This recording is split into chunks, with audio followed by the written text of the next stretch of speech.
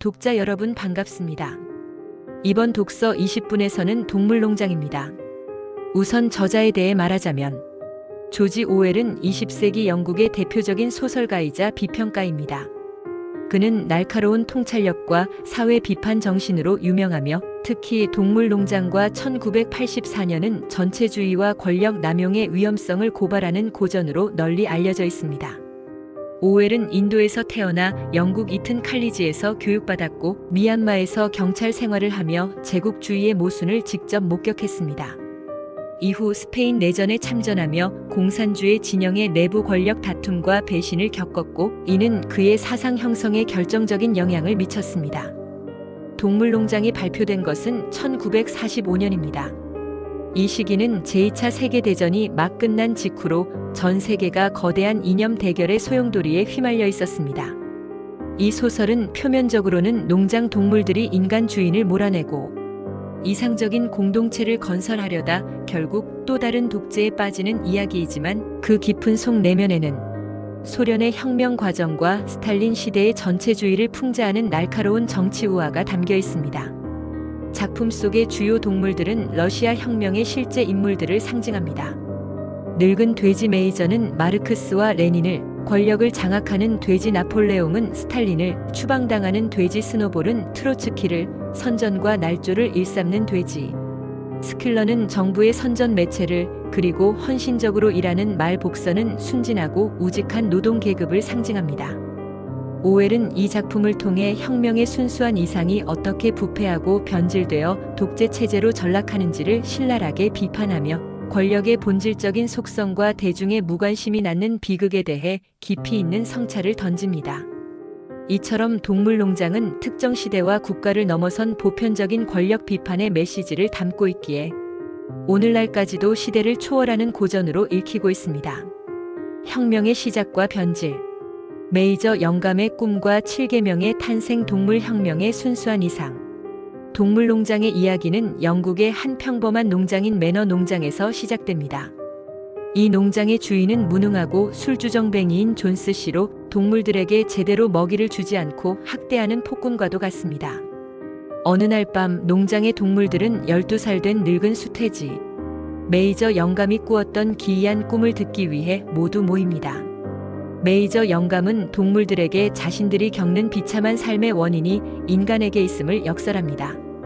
인간은 생산하지 않으면서 모든 것을 소비하는 유일한 존재이며 인간이 사라지면 풍요롭고 자유로운 삶을 누릴 수 있다는 메시지를 전합니다. 그는 동물들에게 인간은 적, 동물은 동지라는 구호를 외치며 언젠가 인간의 압제로부터 벗어나기 위한 혁명을 준비해야 한다고 역설합니다. 그리고 수백 년 전에 잊혔던 혁명의 노래, 영국 짐승들을 가르치고 숨을 거둡니다. 이 노래는 동물들의 마음에 혁명의 불씨를 지핍니다. 메이저 영감의 죽음 이후 농장의 동물들은 본격적으로 혁명을 준비하기 시작합니다. 그 중에서도 가장 지능이 뛰어나고 조직적인 돼지들이 이 운동의 주도권을 잡습니다. 특히 지적이고 웅변에 능하며 개혁적인 성향의 스노볼과 과묵하고 카리스마가 있으며 권력욕이 강한 나폴레옹은 혁명의 쌍두마차로 떠오릅니다. 이들은 메이저 영감의 가르침을 동물주의라는 하나의 체계적인 사상으로 정립합니다. 동물주의의 핵심은 모든 동물은 평등하며 인간과 그들의 모든 악습을 거부하고 농장의 모든 생산물을 동물들 스스로 관리한다는 것입니다. 혁명은 예상보다 훨씬 빨리 우연한 계기로 발생합니다. 며칠 동안이나 먹이를 주지 않은 존스 씨의 무관심에 분노한 동물들은 본능적인 반란을 일으켜 존스 씨와 그의 일꾼들을 농장에서 쫓아내는 데 성공합니다. 이로써 매너 농장은 동물농장으로 이름을 바꾸고 동물들이 주인이 되는 새로운 시대가 열립니다. 혁명 성공 직후 동물들은 인간의 모든 흔적을 없애는 데 몰두합니다. 그리고 돼지들이 중심이 되어 동물주의의 기본 원칙을 담은 7계명을 헛간 벽에 거대한 글씨로 새깁니다. 이 7계명은 동물 공동체가 지향해야 할 도덕적, 법적 기초가 됩니다. 그 내용은 다음과 같습니다. 두 발로 걷는 것은 무엇이든 적이다.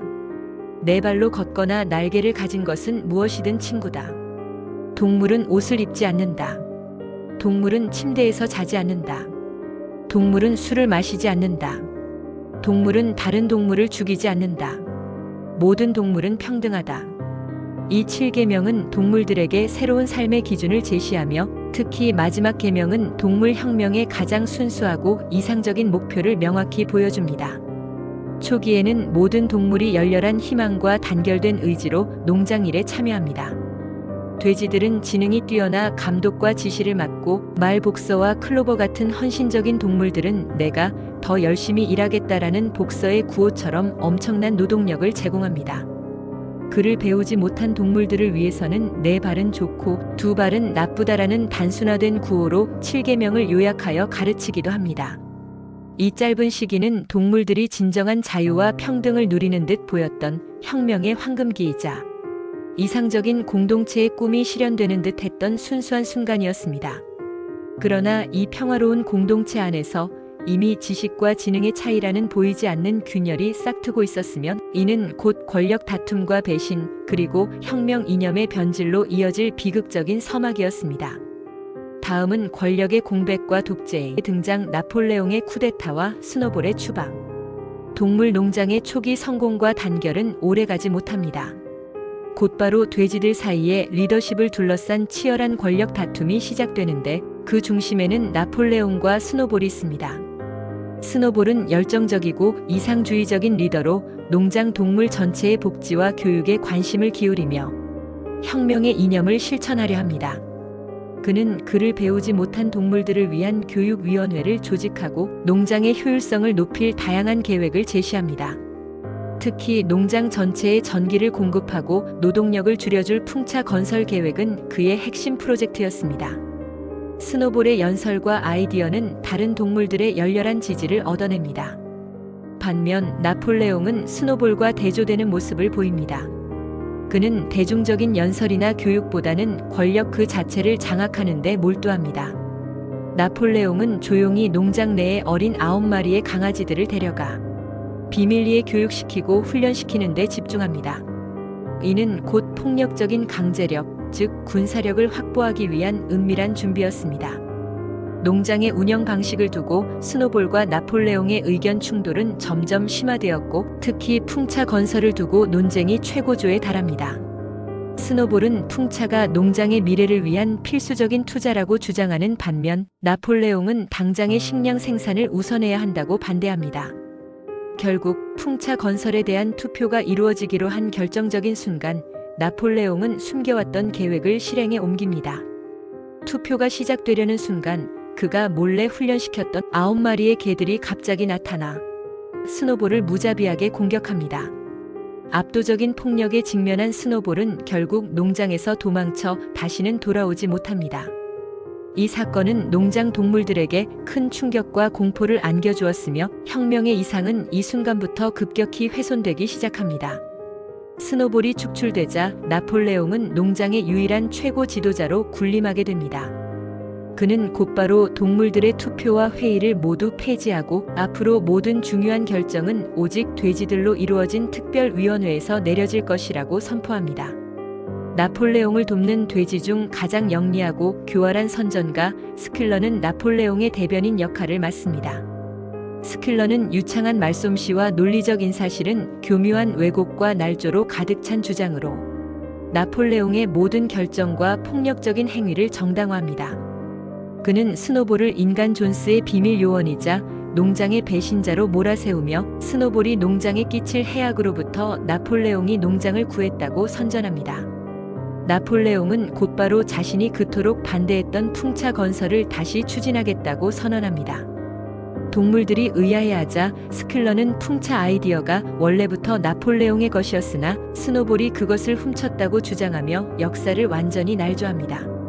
이처럼 나폴레옹은 폭력개들과 선전 스킬러이라는 두 가지 핵심 도구를 사용하여 자신의 독재 체제를 구축하고 강화합니다.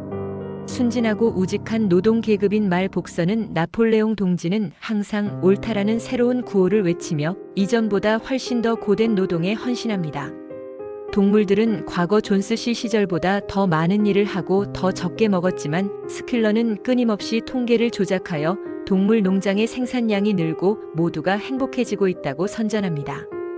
동물들은 과거의 기억이 불분명해지고 스킬러의 달콤한 거짓말에 속아 넘어가며 나폴레옹의 통치 아래에서 점차 사고 능력을 상실한 채 맹목적인 복종을 하게 됩니다.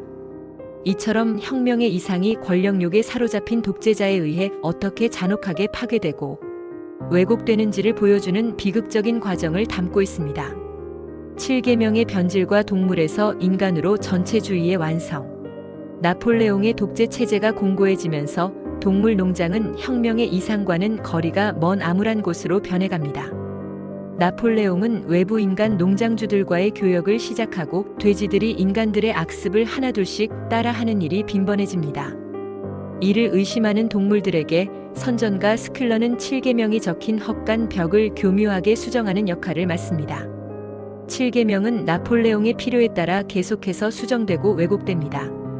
돼지들이 침대에서 자기 시작하자 4계명. 동물은 침대에서 자지 않는다는 동물은 시트가 깔린 침대에서 자지 않는다로 슬그머니 바뀝니다. 돼지들이 술을 마시기 시작하자 5계명. 동물은 술을 마시지 않는다는 동물은 지나치게 술을 마시지 않는다로 수정됩니다. 가장 충격적인 변화는 6계명입니다.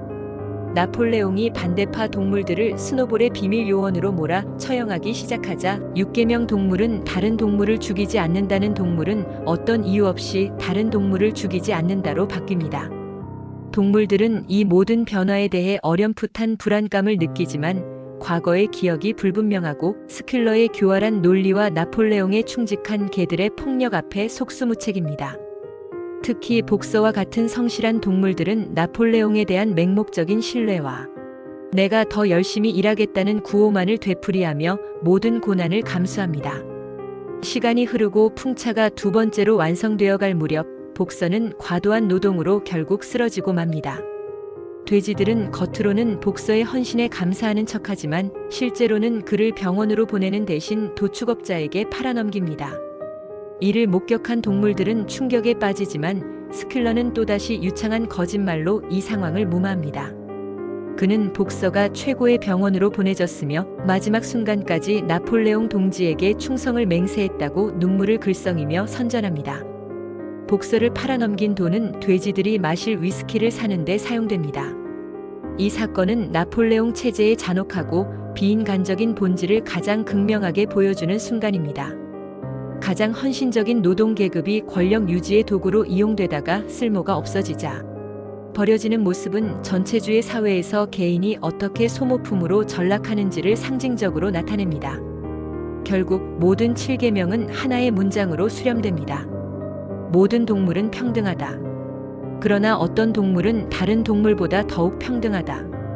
이 문장은 혁명의 가장 순수한 목표였던 평등의 개념을 완전히 전복시키며 돼지 계층의 특권과 독재를 공식화하는 극도의 모순을 담고 있습니다. 이제 돼지들은 두 발로 걷고 채찍을 들고 인간의 옷을 입으며 라디오와 전화를 사용하고 심지어 인간 농장주들과 함께 식사를 하는 등 인간과 완전히 동화됩니다. 농장의 이름 역시 다시 매너 농장으로 되돌려집니다. 소설의 마지막 장면은 충격적입니다. 동물들은 헛간 창문을 통해 나폴레옹과 인간 농장주들이 함께 만찬을 즐기는 모습을 지켜봅니다. 술에 취한 그들은 서로를 칭찬하고 건배하며 이웃 농장들에게 자신들의 동물들이 가장 적은 먹이로 가장 많은 일을 하게 만드는 방법을 자랑합니다. 창밖에서 이 모습을 지켜보던 동물들은 더 이상 돼지와 인간을 구별할 수 없게 된 자신들의 비참한 현실을 깨닫습니다. 혁명을 일으켜 인간의 압제에서 벗어났다고 믿었지만 결국 그들은 이전의 존스 씨보다 더 악랄한 새로운 폭군, 나폴레옹의 지배 아래 놓이게 된 것입니다. 이 마지막 장면은 권력이 일단 부패하기 시작하면 그 형태가 무엇이든 본질적으로 동일해질 수 있다는 조지 오웰의 섬뜩한 경고를 담고 있습니다. 오늘날의 우리에게 주는 교훈은 이처럼 조지 오웰의 동물농장은 단순한 동화가 아닌 정치적인 이상이 현실에서 어떻게 부패하는지에 대한 냉철하고 비극적인 보고서입니다. 이 책이 오늘날 우리에게 주는 교훈은 지극히 현실적이고 중요합니다. 권력의 부패에 대한 경고. 가장 핵심적인 교훈은 권력은 절대적으로 부패한다는 진리입니다. 돼지들은 처음에는 진정한 이상과 정의를 외치며 혁명을 일으켰지만 권력을 손에 쥐자마자 그 권력을 자신들의 이익과 특권을 위해 남용하기 시작했습니다. 나폴레옹이 폭력계들과 선전 스킬러를 통해 어떻게 민주적인 절차와 법적 기반을 무너뜨리고 독재를 완성하는지 보여주는 과정은 모든 형태의 정치 체제에서 권력이 견제받지 않을 때 얼마나 위험해질 수 있는지를 생생하게 경고합니다. 이 교훈은 현재 우리의 정치와 사회 지도층을 바라보는 비판적 시각을 형성하는 데 필수적입니다. 지적 게으름의 위험성. 이 작품은 또한 대중의 무관심과 지적 게으름이 전체주의를 어떻게 돕는지를 보여줍니다. 말 복서를 비롯한 대다수 동물들은 지적으로 둔감했고 7계명이 바뀌는 것을 보면서도 내가 잘못 기억하는 걸 거야. 나폴레옹 동지는 항상 옳다라며 자기 합리화에만 급급했습니다. 비판적인 사고를 멈추고 현상 유지에 안주하는 대중의 태도는 독재자가 권력을 공고히 하는 가장 큰 동력이 됩니다. 진정한 자유와 평등을 위해서는 끊임없이 감시하고 질문하고 배우고 의심하는 지적인 노력이 필수적임을 이 작품은 강조합니다. 우리 사회에서도 쏟아지는 정보와 선전 속에서 진실을 가려내려는 노력이 없다면 우리는 언제든 나폴레옹이 지배하는 동물농장의 주민이 될 수 있습니다. 이상과 현실의 괴리. 동물농장은 이상적인 사회의 실현이 얼마나 어려운가를 보여줍니다. 동물들이 처음 꿈꿨던 혁명은 순수하고 정의로웠지만 현실의 권력 다툼과 이기심 속에서 그 이상은 곧바로 현실적인 이익 앞에 무참히 짓밟혔습니다. 이 교훈은 우리가 어떤 이상을 추구하든 그것이 현실화되는 과정에서 발생하는 인간 혹은 동물의 욕망과 부패의 가능성을 항상 염두에 두어야 함을 시사합니다. 이상을 지키기 위해서는 끊임없는 현실적인 견제와 희생이 필요하다는 엄중한 메시지입니다. 이러한 교훈들을 우리 삶에 적용하기 위해서는 우리는 복서의 헌신적인 우직함보다는 벤자민 당나귀처럼 냉철하게 상황을 관찰하고 7계명의 변화에 대해 비판적인 시각을 잃지 않으려는 노력이 필요합니다. 우리 주변의 사회 지도층의 행복, 그들의 정책과 선전이 진정 모두에게 평등하고 이로운 것인지를 끊임없이 되짚어 보아야 합니다. 조지 오웰은 이 작품을 통해 시대를 초월한 보편적인 진리를 남겼습니다. 동물농장은 과거의 소련뿐 아니라 오늘날 우리가 살고 있는 모든 사회의 부조리, 권력의 오만, 그리고 민중의 무관심이 만들어내는 비극을 비추는 거울입니다. 이것으로 조지 오웰의 동물농장에 대한 20분 독서를 마칩니다. 끝까지 시청해 주셔서 감사합니다. 다음 시간에 더 깊이 있는 명작으로 다시 찾아뵙겠습니다.